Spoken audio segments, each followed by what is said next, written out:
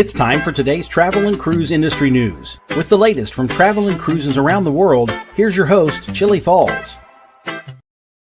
Hey, good morning and welcome to the Travel and Cruise Industry Podcast on this, what is today? The 17th day of December. Good heavens, we've killed half the month already. My goodness gracious. Christmas is just around the corner. All right, so good morning, everybody, and welcome to today's show. Of course, today's show is brought to you by Will U.S., the owner of Scoot Around, and by Chillie's Cruises. Coming to you from my studio in Forest, Virginia, right outside of Lynchburg. Really excited about today's show as I do have a special guest this morning, which I'll get to in a minute. Not a ton of news, which we'll get to at the end of the show, but at least some news. MSC has ordered 4 new Frontier cruise ships from Meyer Werft. The Norwegian Viva debuts in Texas. Carnival brand secures broadcast rights. Disney takes delivery of Adventure. Carnival Firenze stuck in Long Beach. And a Chihuahua goes viral. That and lots more here at 11 o'clock this morning.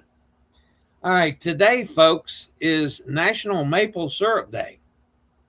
I actually celebrated National Maple Syrup Day yesterday. We had some waffles for breakfast. So I had some maple syrup.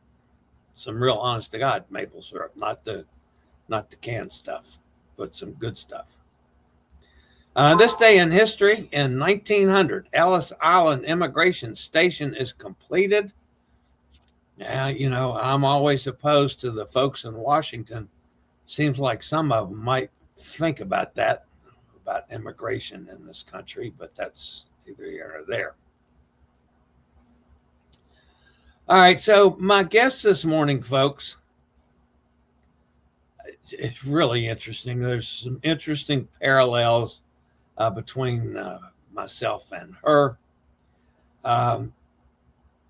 In 2017, she set out to take 12 trips in 12 months before her 30th birthday while being employed as an attorney. She ended up taking 20 trips in 12 months and found a whole new career path. Today, she's a 6-time Amazon best-selling author, a well-known speaker, solo traveler who helps people change their own lives through travel. So let's give a very special welcome to Jen Ruiz. Jen, welcome to the podcast. Hello, I'm so happy to be here. All right, so there's got to be some more stories how you got started. It's got to be some, I'm missing some pieces here, how you went from attorney to traveling and again to full-time travel. So give us a little background.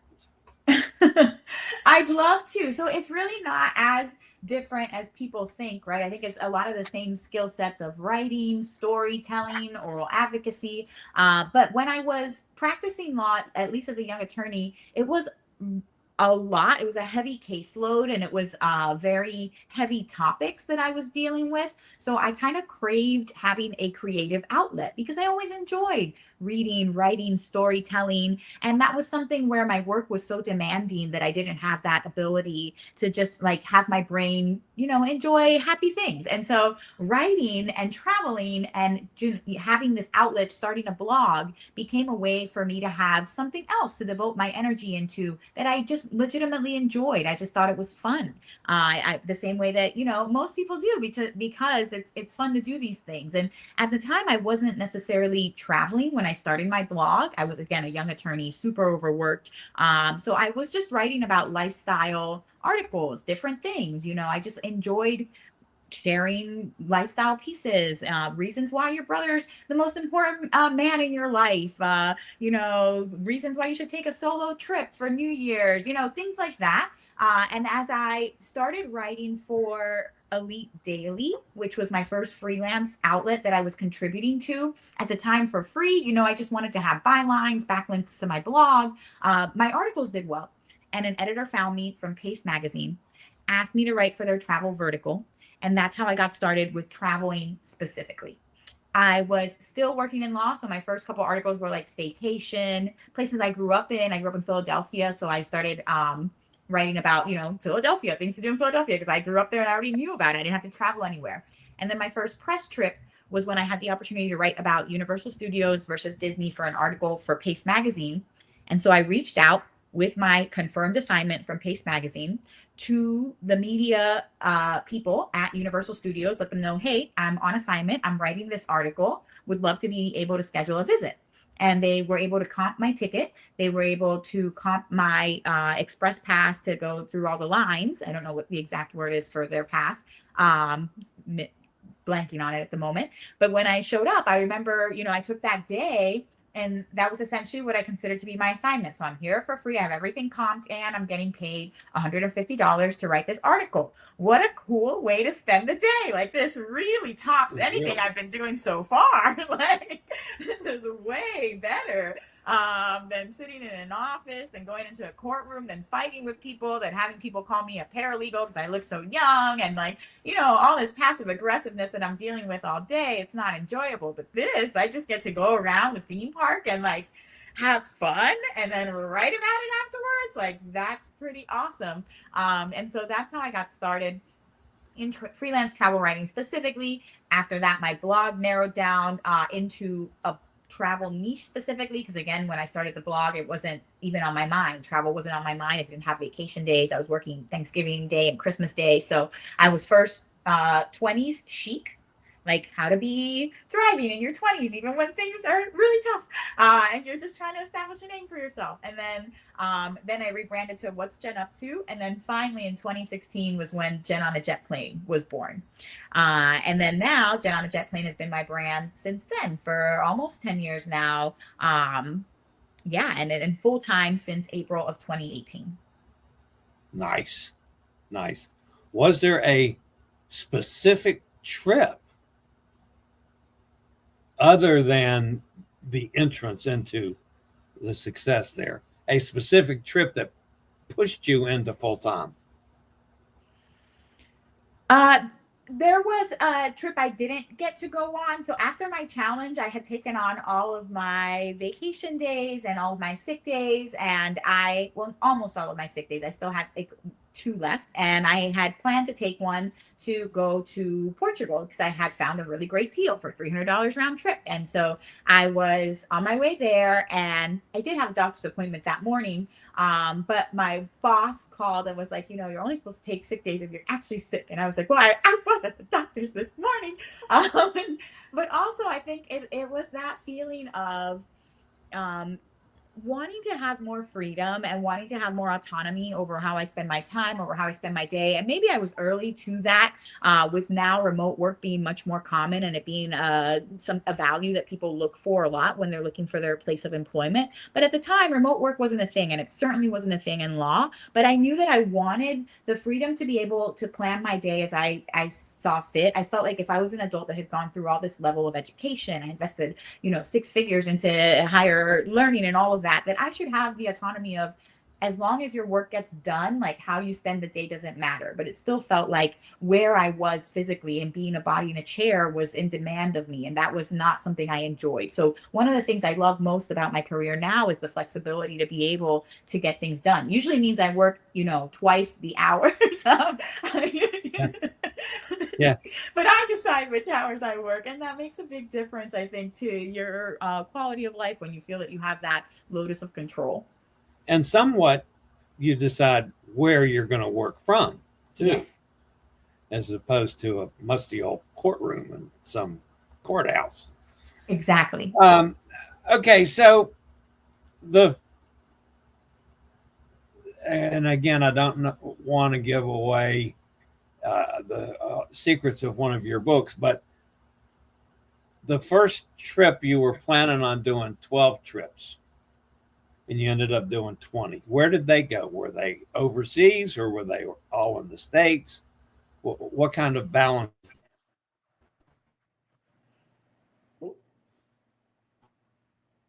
Are we still good? We're still live? I think I cut out a little bit here. the picture cut off there. It came back. Oh, we're good. All right. Yeah. This is live, folks. This is real people, not AI. All right. Did you hear the question, or did it cut me off? You asked about some of the places that I went to and were they short trips. So with that year in particular, I really didn't want to put bounds on myself. So I knew I had this goal. I wanted to take, 12 trips in 12 months. What did that mean? A trip didn't have to constitute, I have to be in a different country. I have to spend X amount of time abroad. For me, it was more the spirit of, I want to have something to look forward to every month, knowing that the anticipation of travel usually makes people happier than the trip itself, right? Having something planned, it's part of the experience, and it really does release endorphins to have something to look forward to. And so I wanted to have my energy be towards something positive and these trips that I was excited for versus this getting older big milestone that I was nervous about and that I was, self-reflecting about and wondering if I had achieved enough and been where I needed to be at the time, especially as a woman, because we get a lot of pressure. So for me, that was something where I could direct my energy somewhere like really positive. So I didn't put restrictions. That being said, I went where I could afford primarily, like where the deals were, and also a select number of trips where like I really want to do this bucket list kind of thing. So like I knew if we're going to do this big year, I wanted to do the lavender fields in the south of France in peak summer season. So that was a little bit more of an expensive trip. In that I found that flight, I think, for like $600 because it was peak season.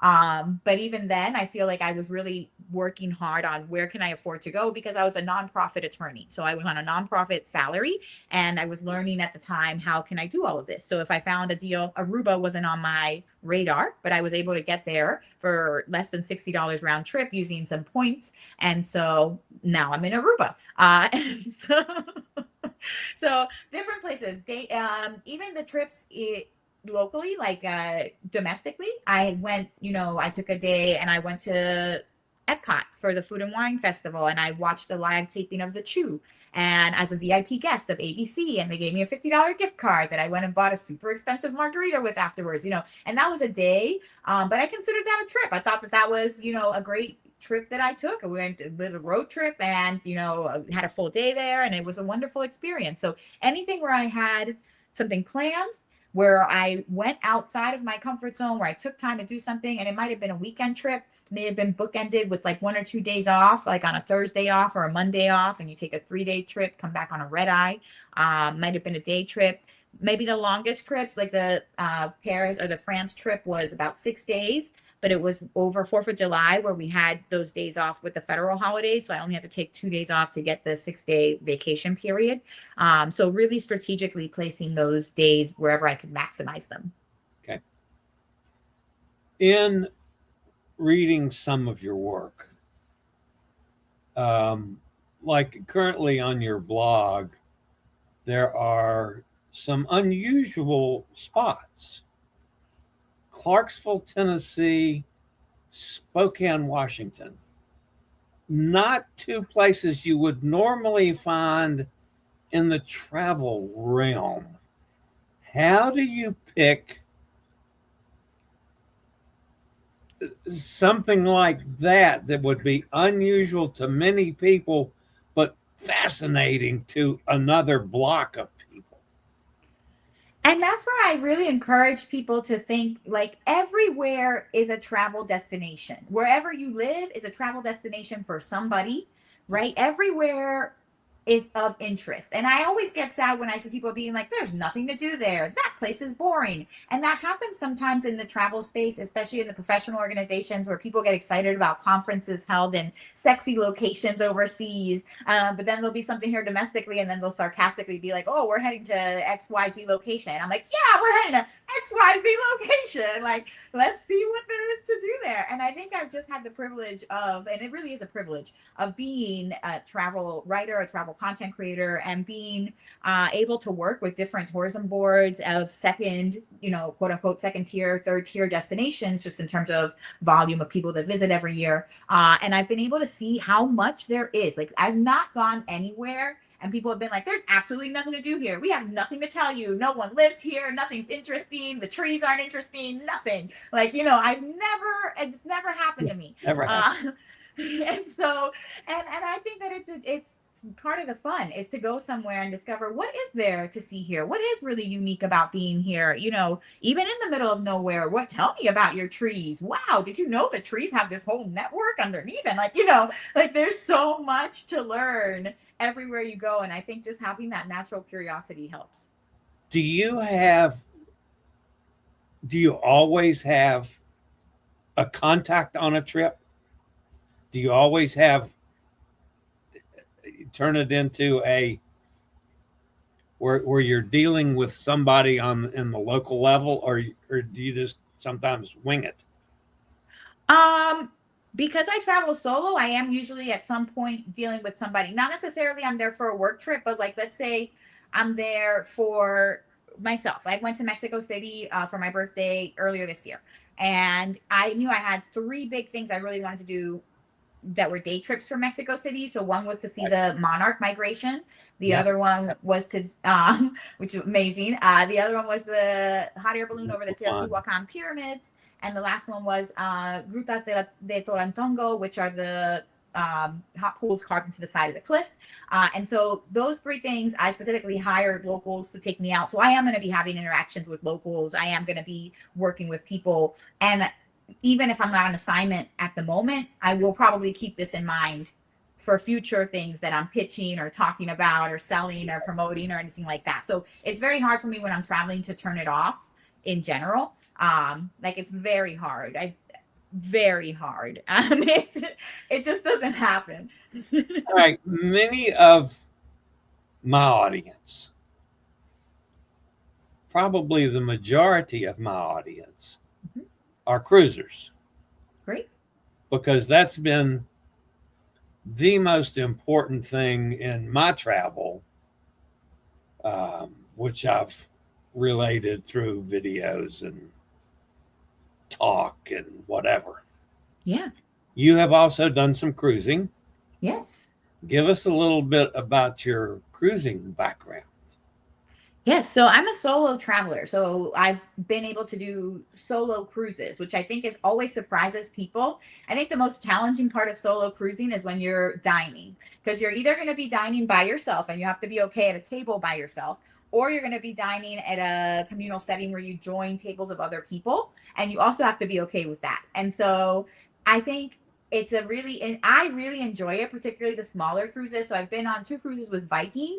I did Christmas on the Rhine from Basel to Amsterdam. And then I also did Capitals of Eastern Europe, where we did 7 countries in 2 weeks. And that started in Romania and ended in Austria, I want to say. And so that was really wonderful as well. And I love those ships because, again, it's I think you get to know the people on board. And by the time I'm done, I've done like rotation around the dining room and I know everybody there. And it's just really great to hear everybody's stories. And people are generally really welcoming. I've also done the bigger ships. Like I was on a cruise that was a Goop themed cruise, the Gwyneth Paltrow's brand. So they had different cruises that were led by different practitioners in her brand. And I went on one that was led by a fitness instructor and also somebody like a medium that did like past life regressions and things like that. So it was a really interesting cruise with a lot of different types of activities on board,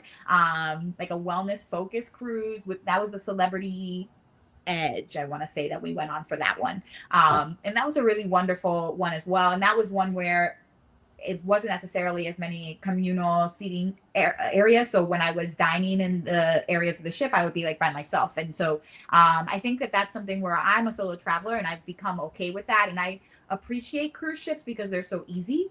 I just show up as a solo traveler and everything's done for me. It's super safe. There's, a place I'm going back to every night. I really don't have to worry about a million locks on my cruise ship door, or barricading myself inside or anything like that. So I really enjoy it. I think that it's a great way to travel. And I've been lucky enough to have some great experiences.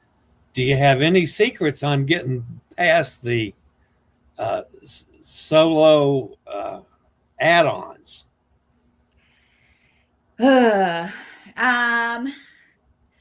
I have been lobbying about this for a long time, and there's a lot of groups now that are trying to set you up, but they set you up just with like another person that comes in to split the cost. So even if you don't know them, they partner you together with somebody else. But there are solo travel companies, and there's now other trips now that I think are making like trips of all solo travelers, so everybody gets their own suite kind of thing. It's more of like you have to find a custom tour agency or group or ship that's going to be chartered for this, and so to that end, if you're looking for that, the groups that I enjoy, Solo Female Travelers group on Facebook, they're great, and they have activities for solo travelers specifically. They're going to be the type that have you probably paired up with somebody, but those kind of groups are helpful to be a part of, so that you know when they have something coming up, when there is a new development.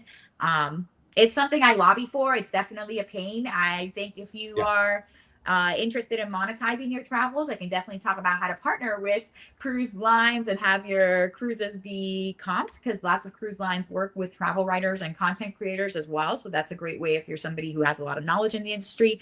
But for the general layperson, I think that finding tour companies that understand that this is important and try to cater to solo female travelers is the way to go. Yeah. Well, I'm also a solo traveler. But also I have to have a wheelchair accessible cabin as well. So there's some limits on what's available. I try, even when in my shopping, I try to never pay double. Right. Just as a matter of course. And, with careful shopping, you can find some solo deals here and there. Yeah.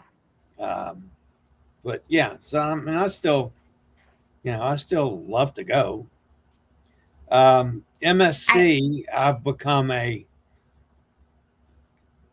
major fan of MSC. It started off that they had all kinds of problems. They had problems with food, and that a lot of people complained, especially U.S. people. They weren't used to the European style, which MSC brings you. Mm-hmm. Well, I happen to love that, so I fell in line with them early on. And it's still, even though I love some of their ships are absolutely horrible for me for accessibility.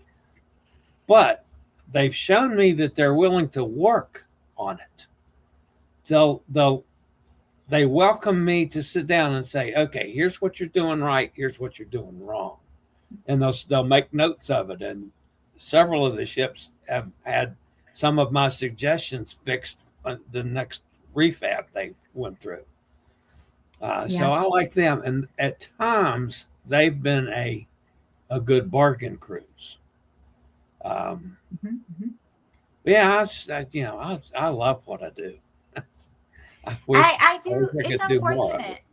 I wish cruises were more progressive when it came to solo travelers. I do think that in general, the travel industry is backwards when it comes to solo travelers and doesn't realize how much of a demand there is for it. So they're kind of slow to adapt, but cruises are the slowest. And it's because the model is set up to be based on a 2-person per room setup. But I agree. And I just honestly, even 2 people per room, like I just think even as adults, sometimes people want to have their own rooms, right? Like I don't want to be necessarily sharing a room with my bestie at I'd love for us to be across the hall from each other. I do my shows on cruises too. Yeah. And quite often I'll set up, just from a camera standpoint and lack of noise, I'll do my shows from the cabin, from my room. So that gets me there. All right. So and it can be done with a smaller size too. Like the way that these pod hotels now do, like one person gets to sleep in a little pod. Like you could have a pod on the You could do something for solo travelers. But go ahead. All right. You also do some public speaking. Yes. I would assume talking about your books, which you need to talk about your books here too, to let my audience know how they could find out more about you through your writings, which I'm in the process of doing myself. So excellent. tell us about your books. Yeah, absolutely. Well, I wrote 6 books so far, with my seventh coming out this next summer. The first five I self-published, and they were about how to, right? So I helped people, all the questions I was getting asked. The first was the affordable flight guide on how I get to all these places and did my travels on a nonprofit salary, flying around the world for $400 round trip. The second one was you need a vacation, how to travel with a full-time job, right? I had a very demanding job and I was able to squeeze out all this time. So how can you maximize this time? I saw somebody on Threads the other day talk about being denied their annual bonus, which happened a lot in the nonprofit world. And I was like, this is the perfect time to negotiate and say, instead of paying me money, can you give me 2 more days off next year? Or can I work remotely 1 day a month? Things like that. So ways to have flexibility. The third book was the solo female travel book. And my first book and my third book both won Reader's Favorite Awards. So that's really was a wonderful recognition to get. The fourth book was 25 Ways to Work from Home, and it shared remote work strategies, and it came out right around the time of the pandemic. So it was really timely and helped people hopefully get situated with how to even start working remotely. The fifth one was from blog to business. So specifically how to monetize your blog, your website, and all these different income streams. And then around the pandemic was when I decided to pursue getting a traditional book deal. Now that I wasn't traveling as much, I was able to get one for my memoir, 12 Trips in 12 Months, about my year-long travel challenge before I turned 30. And the sequel, All You Need Is Flights, is about my 35th year after a breakup on my 35th birthday that spawned another year of adventure and life-changing trip. How many countries have you been to? Over Have you 50. kept track? Over 50. Yeah. I'm at like 51 or so. Yeah. Yeah. I'm about at the same point country wise. Oh, wonderful. Of course, I'll race you to 100. I've been in all 50 of the states. Ooh, that's a goal of mine. Yeah, actually, oddly enough, I was sitting at 47 for a long time. And I was missing Oregon, Washington, and Alaska. Ooh, that's a good corner. And so my first trip to Alaska, I flew. Mm-hmm. The second trip, I said, man, I hate flying. I'm going to take the train. Ooh. So I was able to knock out Washington and Oregon on the train travel. So I ended up getting my 48th, 49th, and 50th all from Alaska travel. Oh, that's wonderful. I've been to Alaska now like 6 times. I love it. But man, I as much as I want to go back to Alaska, I don't want to fly. Does flying ever bother you? Yes, all the time. I think it's a necessary evil. I don't know who it doesn't bother unless you're 100% like first class, just completely lounge life, just not dealing with any of the realities of the airport. If you're insulated from that, wonderful. And I've traveled that way and it is quite marvelous. You arrive like, oh, is it over already? But otherwise, for the rest of us, we're just there like plebeians. It's stuff like sardines, like eating everything. Yeah, and when you're a big fat guy like me, and then stuff like sardines, that's freaking miserable, I'll tell you. It's not even that. It's also tall people. The leg room has gotten progressively less and less. It is. And they have condensed the seats, like we see the inches over the years, and it's gotten much smaller. It's insane. Yeah. And now they've been proposing like standing only flights. Like you're just gonna be all like standing in your seat. Yeah. All right. So a question that I've asked, I don't know, my last 4 or 5 guests. If you were to pick an itinerary just for you, notwithstanding costs, notwithstanding business writing, blog, any of that, a pure itinerary just for your enjoyment, where would it be and how would you get there? Yeah, well, I always think about this for my birthday because birthday trips are important to me. And so I have 2 on the radar for the next 2 birthdays after this one that's coming up. The first is going to be Bolivia, the Salt Flats. I'd like to go during rainy season Yes, definitely. High thumbs up for that. Because you can see it's the world's largest mirror, and it just looks like you're walking on clouds, and it just looks otherworldly, phenomenal, right? One of a kind. I want to stay at the Salt Hotel. Like I want to do it properly and do everything on site, like you should. During rainy season when you can get that maximum effect.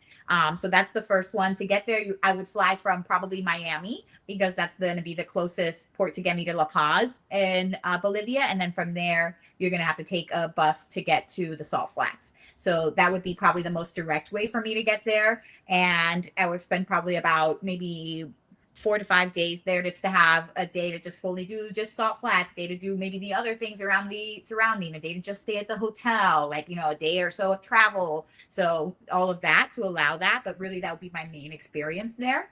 And then the other trip I have planned would be I'm trying to plan would be to Vietnam, where I would just love to take a good 2 to 3 weeks and go around the country. And specifically, I'd like to start with getting a custom wardrobe made because I am obsessed with really vibrant, beautiful fabrics and one-of-a-kind tailored pieces. And the fact that you can get this for affordable prices in Vietnam as opposed to thousands and thousands of dollars here in the US means that you get a whole new wardrobe that makes you feel like $1,000,000, but maybe you spent only like 1 or 2,000.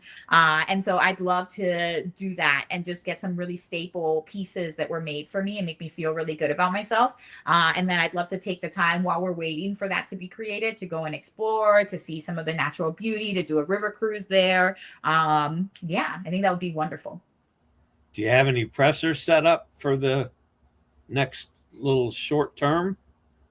My next birthday trip that I'm taking now? Yeah, well, that or press trips, or do you have anything scheduled shortly? Oh, yes. I will be doing several travel and adventure show appearances in the next 3 months. So I'm going to be speaking in DC, New York, Dallas, LA, Chicago, and Fort Lauderdale. Nice. So I'll be there. Nice. All right. Tell us about the show in Richmond real quickly, because I promised to get you off in 30 minutes. We're a little over that. We're doing okay, no worries. Richmond is TBEX, the Travel Bloggers Exchange, which I recommend you attend. It's going to be taking place in Richmond, Virginia next summer. And basically, this is great for anybody that's interested in being in the travel industry and monetizing your content, your YouTube channel, your podcast, your blog, anything that you're writing about it. And you'll get to meet different agencies there. You get to meet different PR representatives face to face. And that really, I think, is the difference in making a living out of this versus having it be a hobby. Is a lot of people end up working in isolation and they think, I don't have to be part of the broader industry. But to get these deals, to have invites on the press trips, there's so many people, it's so saturated that the way that you stand out is by having those connections, is by being part of the same professional organizations, is by having met, face to face at that conference and having had a fun time at the event afterwards. And now you're buddies and they want to, assign you things because this is how, in general, any industry works, right? You have to kind of be part of it. So I highly recommend. It's such an inclusive, wonderful event for anybody that is even a first time, has never been to a travel conference before. It's just a really great atmosphere. You will definitely get a lot out of it. So if anybody's interested, that's at TBEX in North Virginia. Oh, sorry, not Virginia. Virginia. Richmond. Richmond, Virginia. All right. Jen, I can't thank you enough. I've been looking forward to this since the very first time we traded emails. And so thank you so much for being here. I've enjoyed it, and it's been certainly helpful to me. And I know my audience is going to love this. So. Absolutely. Right. It's my pleasure. Thank you for having me. All right. Thanks a lot. I told you 30 minutes. We're at about 33, so I came close. This is perfect. All right, Jen. Have a great day. Thanks for being here. There's a little red thing you can click off, so you don't have to stick around for the rest of the show. Just letting you know that. Thank you so much. Okay, Jen Ruiz, thank you so much for being here. We'll see you next time. All right, that was a great, great guest. Jen Ruiz, JenOnAJetPlane.com. All right, I'll be back with a couple news stories after a quick break from one of our fine network sponsors.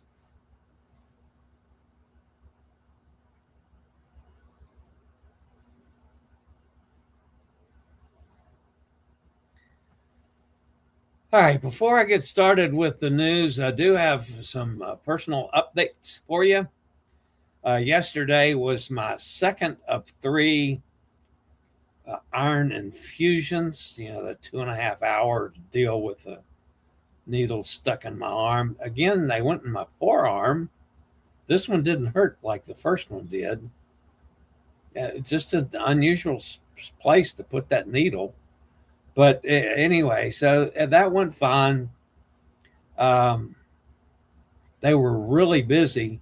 The worst part of it was I had to sit and wait about the best part of an hour before I got actually into the start of the process. They did reschedule me for next Tuesday on the 23rd for the one I missed last week because of the snow. So I'll be doing that on that day. The other thing, I had a PT session yesterday morning, so I had a really busy day yesterday. I did well with loading and unloading my chair. I didn't have to cheat like I've done the last couple times I've been out, so that was a good sign as well. So things are looking up from a physical standpoint for me for now. All right, so let's get on with it. Let's bring in Nestor with the news. What do you hear from MSC, Nestor? MSC Cruises has announced a landmark agreement with Meyer Werft in Papenburg, Germany, for the construction of 4 next-generation cruise ships, with options for 2 additional vessels. The order marks the official launch of MSC Cruises' New Frontier platform. Each New Frontier ship will feature a maximum capacity of 5,400 passengers and a gross tonnage of approximately 180,000 tons. The vessels are scheduled for annual delivery beginning in 2030. The announcement was made at the Federal Ministry for Economic Affairs and Energy in Berlin, with Federal Minister for Economic Affairs Katharina Reich and Lower Saxony's Minister-President Olaf Lies, joined by MSC Cruises Executive Chairman Pier Francesco Vago and Meyer Werft CEO Dr. Bernd Eikens. Commenting on the agreement, Dr. Eikens said the order represents a defining moment in Meyer Werft's 230-year history. He highlighted the significance of welcoming MSC Cruises as a new customer and strategic partner, noting that the long-term collaboration will provide sustainable growth and long-term job security for the shipyard's workforce and partners. The contract is expected to secure thousands of jobs across Germany, particularly in Lower Saxony and Papenburg, where Meyer Werft is a cornerstone employer. The shipyard directly employs more than 3,200 people, while an estimated 20,000 additional jobs in the region are supported through its extensive supplier network. With delivery timelines extending well into the 2030s, the agreement strengthens Papenburg's position as a strategic center for global cruise shipbuilding and ensures long-term continuity for one of Europe's most advanced maritime manufacturing ecosystems.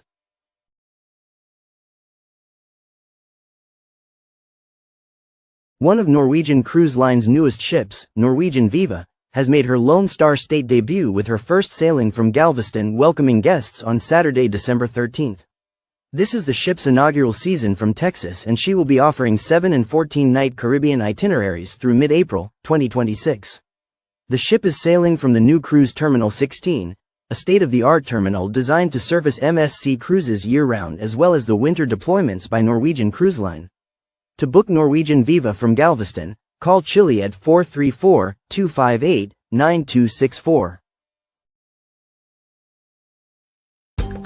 We've got exclusive discounts in Orlando and surrounding areas this holiday season.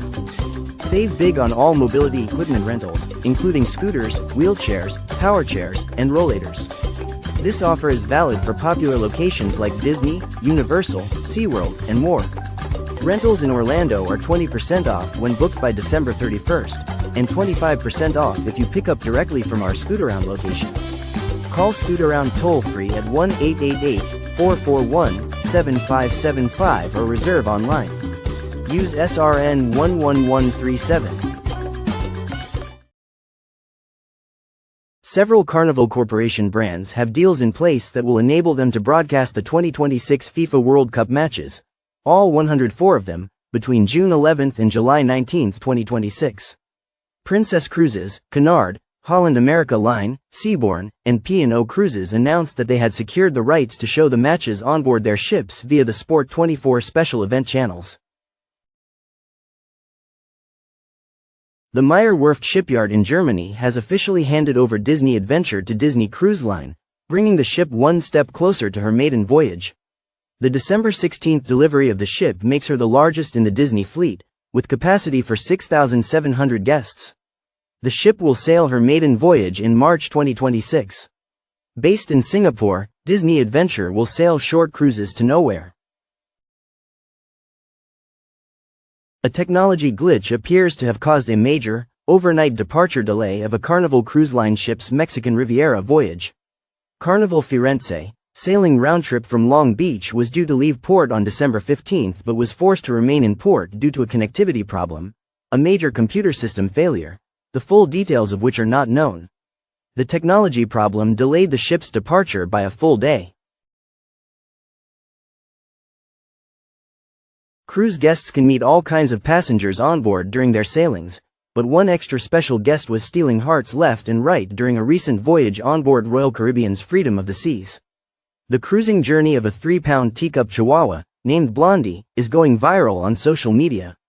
The little dog and her pet parent are found under the handle at Bruiser and Elle Woods, which is in reference to the famous Legally Blonde movie. Blondie is a service dog and received special permission to be on board.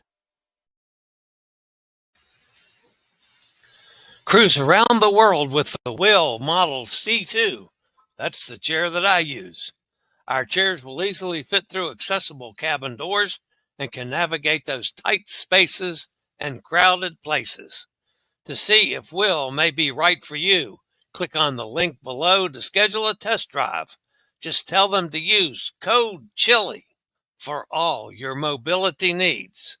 That's scootaroundstore.com.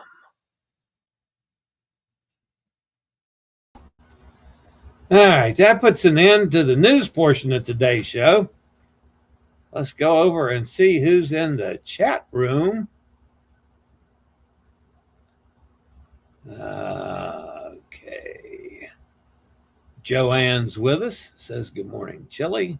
Mike's with us from the other side of the pond. There's Gary, older than dirt. Hey, Gary. Bob's with us. Good morning, all. Have a great day. Hot Air Tom says hello to everyone. Sonny's with us down in Mississippi. Says hello to me and Jen and everybody. Mr. Bucket List is with us. Wow. Awesome. Need to talk to you, Justin. Need to get you back on the show. We haven't talked to you for a while. I'll send you a message. Todd's with us. Says good morning, everyone. There's Elizabeth. Says Buena Dias, Chillie and gang from sunny. Interesting guest. Thanks for having her. Thank you very much, Elizabeth. Playa del Carmen, of course, is where Elizabeth is. Hot Air Tom says, please send your love and prayers to Ken. He's having a rough time. All right, Ken, thinking about you, my friend.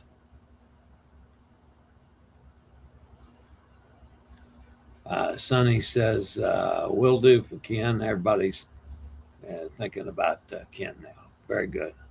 Thank you, Hot Air. That was nice. Roger's with us down in Jacksonville. Hi, Roger.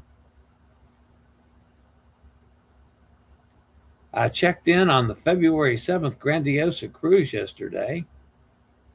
All you others on that cruise, be aware that you can now check in online. You know what? I was not aware of that. I saw that you checked in on Grandiosa, and I said, what the hell, is he on something sooner? I didn't realize we could check in that soon. So I will get on that today myself. Only problem I had was registering a credit card. I was using the app on my phone, and the card user had a box open to enter a code, texted, and I went to the text, but when I tried to return to the site with the code. It was not there any longer. Finally gave up and moved to my tablet so I could get the text on phone without leaving the code box. So, okay. Chillie has not cruised solo for over a year. Has graduated to run a solo cruiser. He has graduated to a non-solo cruiser. Well, no, I haven't. But yes, I'm going to be traveling with Ken this next time. That doesn't mean I've changed, Hot Air Tom. Elizabeth says, I have no idea how many countries I've been in. 116 Panama Canal cruises, all 7 continents, and finally one new island coming up. Bakia will be new for me. I've not been there either. There's amigo John. Hey, gang. Happy Wednesday. We have another storm coming. Yikes. Lovely. Nanook is living up to his nickname. Yes, he is. He also had some 35 below weather up there, folks. Weird but true story. I'm sitting on my balcony and can hear the Love Boat theme song off in the distance. Wow. Princess Ship in Port, Hot Air Tom asks. A couple people thanking Jim. Marvelous interview. Thanks, Mike. No princess ships anywhere. I'm in North Playa del Carmen. Sonny says, John, lucky you, more snow. Sarcasm. Mike says, hi, John. Hope the storm doesn't cause too much harm.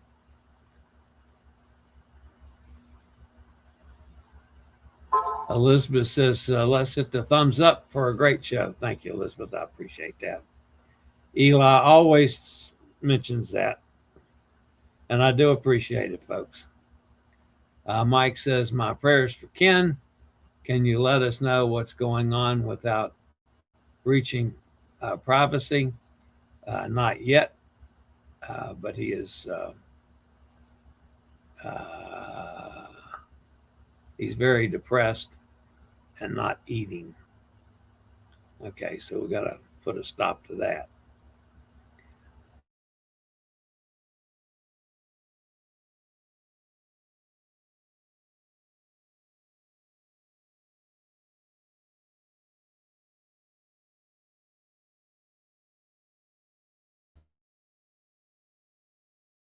First of all,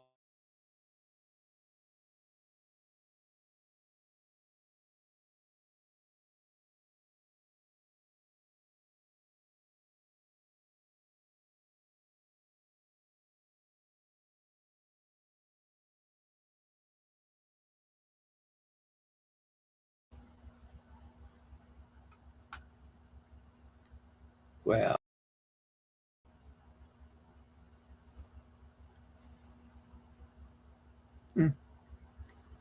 well, guys, I'm sorry, but it looks like I have lost the camera.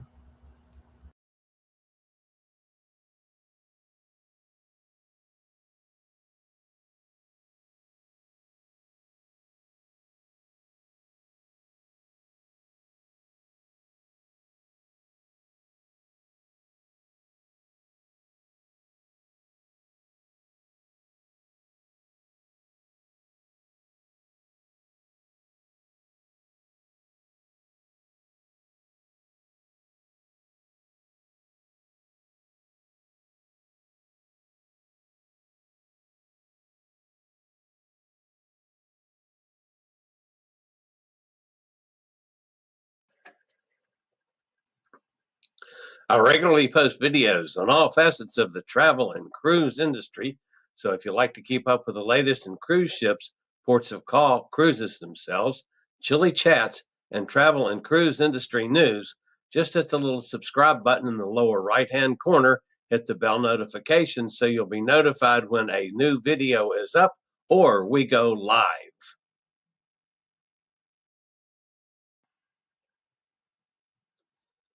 This video was produced by Chillie's Cruises.